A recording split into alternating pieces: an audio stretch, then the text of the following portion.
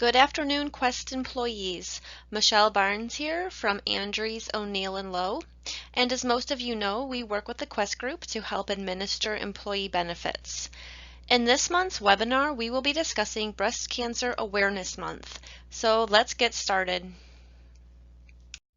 So let's start with a basic understanding of breast cancer.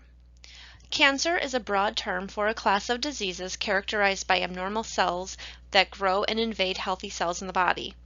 Breast cancer starts in the cells of the breast as a group of cancer cells that can then invade surrounding tissues or spread. Breast cancer is a disease in which malignant cells form in the tissues of the breast.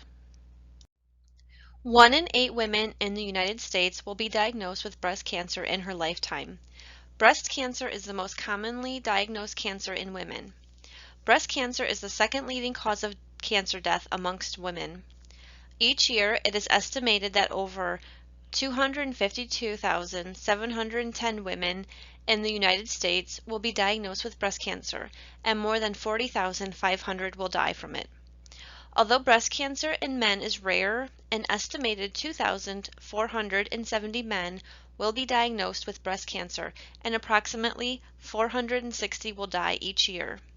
On average, every 2 minutes a woman is diagnosed with breast cancer, and 1 woman will die of breast cancer every 13 minutes. Over 3.3 million breast cancer survivors are alive in the U.S. today. According to the World Health Organization, breast cancer is the most common cancer among women worldwide, claiming the lives of hundreds of thousands of women each year and affecting countries at all levels of modernization. In recent years, perhaps coinciding with the decline in prescriptive hormone replacement therapy after menopause, we have seen a gradual reduction in female breast cancer incidence rates among women aged 50 and older. Death rates from breast cancer have been declining since about 1990, in part due to better screening and early detection, increased awareness, and continually improving treatment options. Even though males do not develop milk-producing breasts, a man's breast cells and tissues can still develop cancer. Even so, male breast cancer is very rare. Less than 1% of all breast cancer cases develop in men, and only 1 in 1,000 men will ever be diagnosed with breast cancer. Breast cancer in men is usually detected as a hard lump underneath the nipple and areola. Men carry a higher mortality than women do, primarily because awareness among men is less and they are less likely to assume a lump is breast cancer, which can cause a delay in seeking treatment. Of the men who develop breast cancer, the vast majority of those cases are infiltrating ductal carcinoma, which means cells in or around the ducts begin to invade surrounding tissue. Very rarely, a man might be diagnosed with inflammatory breast cancer or Paget disease of the nipple. Risk factors include radiation exposure, high levels of the hormone estrogen, family history of breast cancer, especially breast cancer that is related to the BRCA2 gene. Signs and symptoms of male breast cancer can exhibit as the same symptoms as cancer in women, including a lump. Anyone who notices anything unusual about their breasts, whether male or female, should contact their physician immediately. Survival rates and treatment for men with breast cancer are very similar to those for women. Early detection of breast cancer increases treatment options and often reduces the risk of dying from breast cancer. Although treatment outcomes are very similar to women at the same stage of detection, a man diagnosed with breast cancer should also consider seeing a genetics counselor for a consultation. If a man tests positive for a defective gene that can lead to a future diagnosis of breast cancer, his children have a 50% chance of carrying the gene.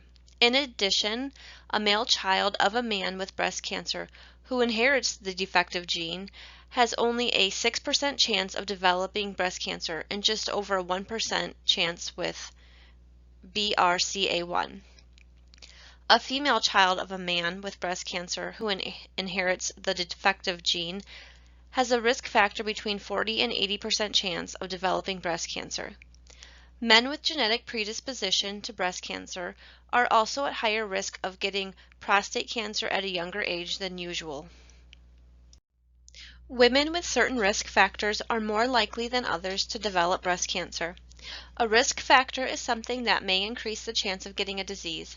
Some risk factors, such as drinking alcohol, can be avoided, but most risk factors, such as having a family history of breast cancer, can't be avoided.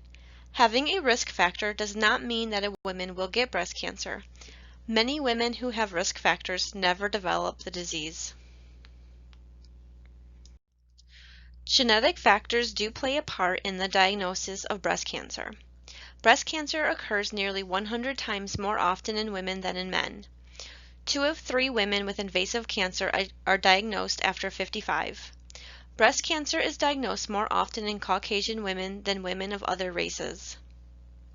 If your mother, sister, father, or child has been diagnosed with breast or ovarian cancer, you also have a higher risk of being diagnosed with breast cancer in the future. Your risk increases if your relative was diagnosed before the age of 50. If you have been diagnosed with breast cancer in one breast, you have an increased risk of being diagnosed with breast cancer in the other breast in the future.